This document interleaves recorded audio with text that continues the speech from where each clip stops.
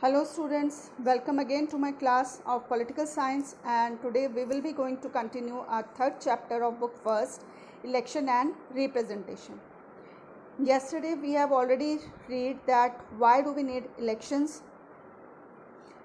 different functions of election commission, direct and indirect elections. Direct elections जो normally follow किए जाते हैं आपके लोकल बॉडीज़ के लिए, पीएम को इलेक्ट करने के लिए, और इनडायरेक्ट इलेक्शंस प्रेसिडेंट, राज्यसभा, इन सब के मेंबर्स को सेलेक्ट करने के लिए किए जाते हैं. तो जो दो सिस्टम हमने आज रीड करने हैं that are FPTP system and proportional representation system और सिंगल ट्रांसफरेबल सिस्टम. ये दो सिस्टम हैं जिनको फॉलो किया जाता है नॉर्मली इंडिया के अंदर, और एफपीटीपी सिस्टम यूज़ करते हैं लोकसभा इलेक्शंस में. The full form of FPTP is first pass the post system and it is also called plurality system. इसे प्लूरैलिटी सिस्टम भी बोला जाता है. अब एफपीटीपी सिस्टम में होता क्या है, इसमें सिंपल सा है कि भाई जिसको ज़्यादा वोट मिल गए वही जीत गया, वही पार्टी रूल करती है.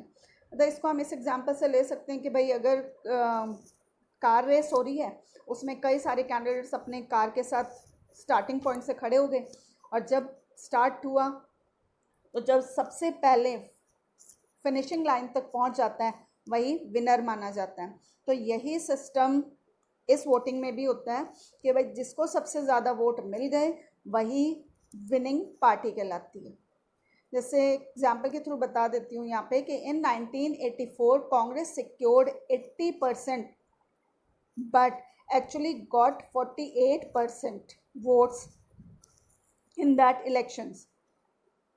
So what was the reality कि भाई उसको एक तरफ तो 80% उसके रिप्रेजेंटेटिव जीते, लेकिन जो एक्चुअली में उसको जो वोट्स मिले थे वो मिले थे सिर्फ 48%.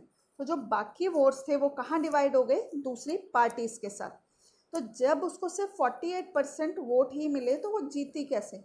तो सिंपल सा लॉजिक है इसके अंदर कि भाई बाकियों से तो ज़्यादा मिले हैं ना, उससे बाकियों को उतने भी नहीं मिले हैं, उससे पीछे हैं. तो इसलिए इसके जो कैंडिडेट्स थे या जो रिप्रेजेंटेटिव्स थे वो ज़्यादातर सीटों पर जीते हैं, लेकिन वोट उनको सिर्फ 48% ही मिले थे. तो इसलिए इसको विनर पार्टी माना गया था. और 1984 की जो जीत है वो सबसे बड़ी जीत मानी गई थी कांग्रेस की उस टाइम पर, क्योंकि ये जो इलेक्शंस हुए थे ये हुए थे after the death of Indira Gandhi, और इस इलेक्शंस में राजीव गांधी सबसे ज़्यादा वोट्स के साथ पीएम बने थे. तो ये तो छोटी से एक मैंने इससे रिलेटेड टॉपिक बताया, लेकिन यहाँ पर आपका दिया नहीं हुआ है ये सब, ये आप क्लास 12th में आएंगे इससे रिलेटेड चीज़ें. तो why India adopt FPTP system only, कि भाई इंडिया में एफपीटीपी सिस्टम को ही क्यों अडॉप्ट किया गया, because this is the most simple method for voting. अब इंडिया में सारे ही लोग जो हैं वो एजुकेटेड नहीं हैं, कुछ लोग इलिटरेट भी हैं, गरीब हैं, इतने पढ़े लिखे नहीं हैं कि उनको दूसरे मेथड समझ में आए. जो आपको आगे सिंगल ट्रांसफरेबल या प्रोपोर्शनल ट्रांसफरेबल सिस्टम आगे बताऊंगी, उसको देखकर आपको लगेगा कि भाई सही किया कि हमारे जो लीडर्स थे उन्होंने एफपीटीपी सिस्टम ही अप्रूव किया था इंडिया के लिए. तो हमारे यहाँ जो इलिटरेट जनता है उनको दूसरे सिस्टम इतनी जल्दी से समझ नहीं आ पाते, इसलिए ये सिस्टम अडॉप्ट किया. And this system is also followed in America. America में भी यही फॉलो किया जाता है. दूसरी और भी कंट्रीज़ हैं जहाँ पर ये सिस्टम फॉलो करते हैं, और ख़ासकर ये लोकसभा इलेक्शंस के लिए यूज़ होता है. फिर दूसरा जो सिस्टम है हमारे यहाँ जो यूज़ होता है वो है प्रोपोर्शनल रिप्रेजेंटेशन सिस्टम, जो खासकर राज्यसभा इलेक्शंस के लिए होता है. In every state there were some particular seats for Rajya Sabha. हर स्टेट के अंदर कुछ पर्टिकुलर सीट्स होती ही हैं राज्यसभा के लिए या लोकसभा के लिए. तो राज्यसभा के लिए जब मेंबर्स सेलेक्ट किए जाते हैं तो उनको वोट दिया जाता है किनके थ्रू, एमएलएस के लिए. एमएलए उनको वोट देते हैं लेजिस्लेटिव असेंबली से, यानी जो लोग हमारे थ्रू जीत कर लेजिस्लेटिव असेंबलीज में गए, वो कौन है? MLAs, members of legislative assemblies. वो लोग इनडायरेक्टली सेलेक्ट करते हैं, इलेक्ट करते हैं किनको? राज्यसभा मेंबर्स को। इसको मैं एक एग्जाम्पल के थ्रू आपको बता देती हूँ यहाँ पर कि भाई मानो राज्यसभा में, सॉरी, लेजिस्लेटिव असेंबली में टोटल मेंबर्स हैं 200, यानी राजस्थान का एग्जांपल लेते हैं कि वहाँ पर कितने मेंबर्स हैं? 200 मेंबर्स हैं MLA, ठीक है। और उनको जो वोटिंग करनी है, वोट देने हैं 4 कैंडिडेट के लिए। 4 कैंडिडेट जो राज्यसभा में जाने के लिए कैंडिडेट्स हैं, उनको वोट डालने। तो भाई उनको सेलेक्ट किस तरीके से किया जाएगा? तो उसके लिए एक फॉर्मूला यूज़ होता है, that is total voting upon total candidates in bracket +1।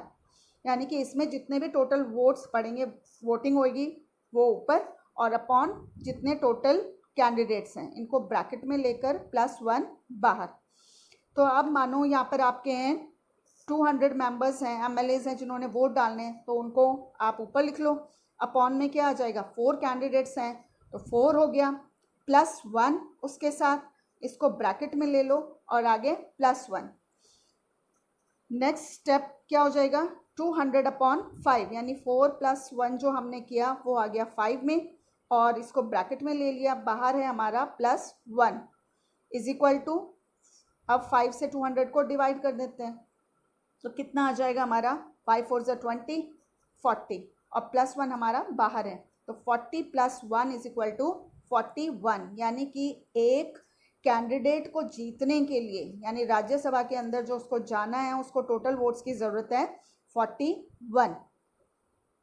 तो इसके लिए कई बार क्या होता है कि इसमें दूसरा सिस्टम भी एक फॉलो जो करते हैं, वो है कि इसके अंदर अब 4 कैंडिडेट्स तो हमने खड़े करे हुए हैं, तो उनको प्रेफरेंस के अकॉर्डिंग सीट्स प्रोवाइड करवाई जाती है। प्रेफरेंस को कैसे डिस्क्राइब कर सकते हैं हम? अब मानो आपसे आपकी चॉइस पूछी जा सकती है कि भाई 4 डिश हैं अलग अलग, या मानो 4 अलग अलग फ्लेवर्स की आइसक्रीम है, ठीक है, स्ट्रॉबेरी है, चॉकलेट है, वनीला है और मैंगो फ्लेवर है। अब आपको जितने भी आप लोग हो एक जगह पर, उसमें आपको अपनी चॉइस बतानी है कि भाई सबसे ज़्यादा जो फेवरेट है आपको, सबसे नंबर पर, आप पहले नंबर पर किसको रखोगे?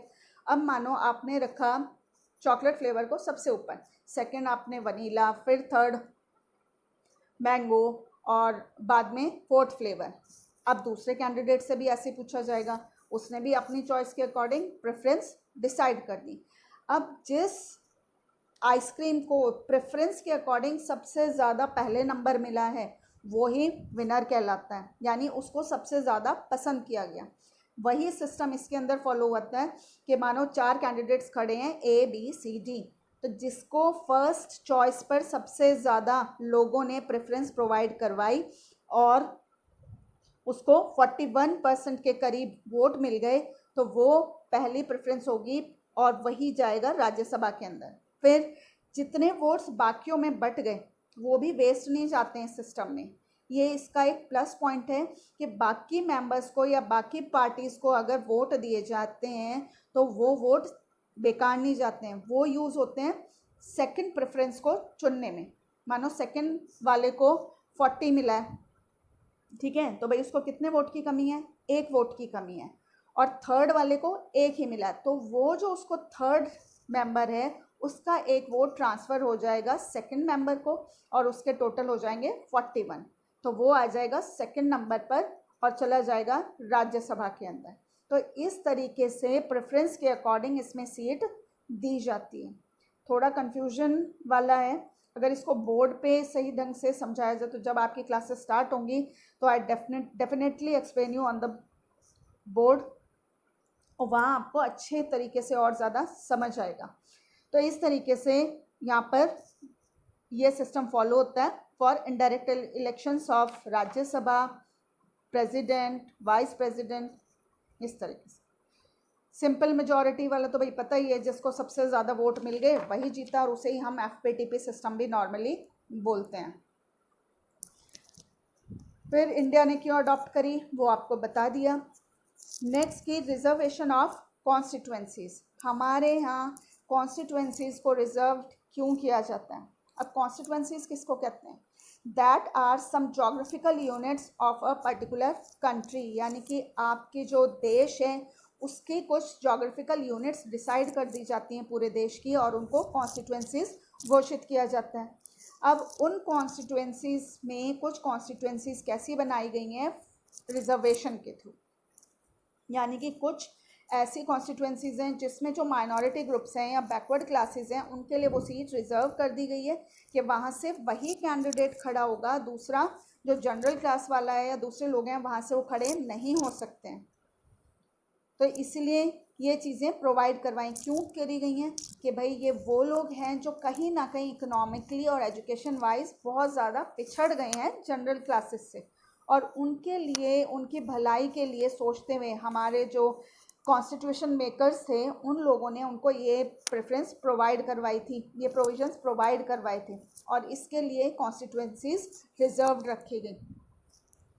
और इन 2010 तक जो सीट्स रिजर्व की गई थी लोकसभा के अंदर वो थी एससीज के लिए 84% एंड 47% फॉर एसटीज। स्टार्टिंग में ये कहा गया था जब कि भाई 2010 तक हम इसको ऐसे ही रेगुलर रखेंगे, but it was expanded up to 2020, यानी कि अभी तक इसको फॉलो किया जा रहा है।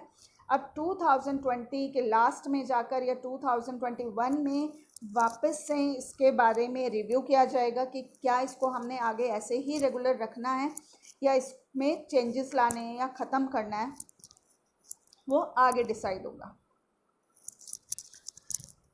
लास्ट आपका ये जो चीज़ें थी ये कल बताने से रह गई थी। कल कुछ और चीज़ें थी जो इलेक्शन कमीशन से रिलेटेड छोटी छोटी मैंने नहीं बताई थी आपको, और वो ये थी कि भाई जो आपका इलेक्शन कमीशन है वो अपॉइंट होता है डायरेक्टली थ्रू प्रेसिडेंट, और उसका जो एक टाइम पीरियड है वो है या तो रिटायरमेंट एज तक, यानी जो उसकी एक रिटायरमेंट एज है वो है 65 ईयर्स, और टाइम पीरियड है फॉर 6 ईयर्स, यानी दोनों में से जो भी चीज़ पहले कंप्लीट हो जाती है तो वो उस इलेक्शन कमीशन की पोस्ट से हटा दिए जाते हैं, तो नेक्स्ट इलेक्शन कमीशन बनाया जाता है। यानी अगर आप 65 ईयर्स के पहले हो जाओगे तो भी आप हट जाओगे, या फिर आपके 65 ईयर्स से पहले ही 6 साल पूरे हो जाते हैं तो भी आपको उस पोस्ट से हटना पड़ता है। और टिल 1989 तक इलेक्शन कमीशन जो था वो एक सिंगल मेंबर था, यानी सिर्फ एक ही इलेक्शन कमीशन अपॉइंट किया जाता था, लेकिन 1993 में आकर इसके अंदर 2 मेंबर्स अपॉइंट होने लगे। वो इसीलिए किया गया था कि भाई अगर आप एक इंडिविजुअल के हाथ में सारी पावर्स दे रहे हो तो कहीं उसका मिसयूज़ ना होने लगे। कई बार ऐसा हो जाता है ना कि अगर हमारे हाथ में पावर है तो हम उसको गलत तरीके से यूज़ करने लग जाते हैं, फ्री एंड फेयर मैनर में इलेक्शंस नहीं करवा रहे हैं, किसी का हमारे पर इन्फ्लुएंस है तो हम उसके अंडर में आकर काम करने लग जाते हैं, किसी पावरफुल आदमी या पैसे वाले आदमी के अंडर में आकर हम लोग काम करने लग जाते हैं। तो ये चीज़ें होने के चांसेस नज़र आ रहे थे, इसके लिए 1993 में 2 मेंबर्स इसके अंदर अपॉइंट किए गए थे। और फंक्शंस इनके कल मैंने आपको सभी बता दिए थे कि भाई क्या क्या चीज़ें करनी है। इनके इलेक्शन से रिलेटेड जो भी उनके नॉमिनेशन फॉर्म हो गए, उनके सिंबल्स हो गए, कहीं पर कोई इलेक्शंस वैलिड नहीं है, मतलब कुछ उसमें गड़बड़ हो रही है तो उनको कैंसिल करवाना, दोबारा से रिकंडक्ट करवाना उन एरियाज़ में, और ज़रूरत पड़े तो अगर उस इलेक्शन कमीशन को तो कई बार पूरी कंट्री के अंदर ही सारे इलेक्शंस को भी कैंसिल कर सकता है, इतनी पावर है इलेक्शन कमीशन के पास। तो यही सारी चीज़ों के थ्रू इलेक्शन कमीशन किस तरीके से अपनी ड्यूटीज़ परफॉर्म करते हैं और क्या कमियां हैं जो इलेक्शन में उनको हम रिफॉर्म्स के थ्रू चेंज ला सकते हैं, वो सारी चीज़ें आपको कल बता दी हैं। तो this is all about this chapter. Hope you understood. पसंद आया हो तो लाइक करें, सब्सक्राइब ज़रूर करें। कुछ भी आपका क्वेश्चन है, पसंद आया नहीं आया है तो वो कमेंट बॉक्स में जाकर ज़रूर कमेंट करें। Thank you for watching this video.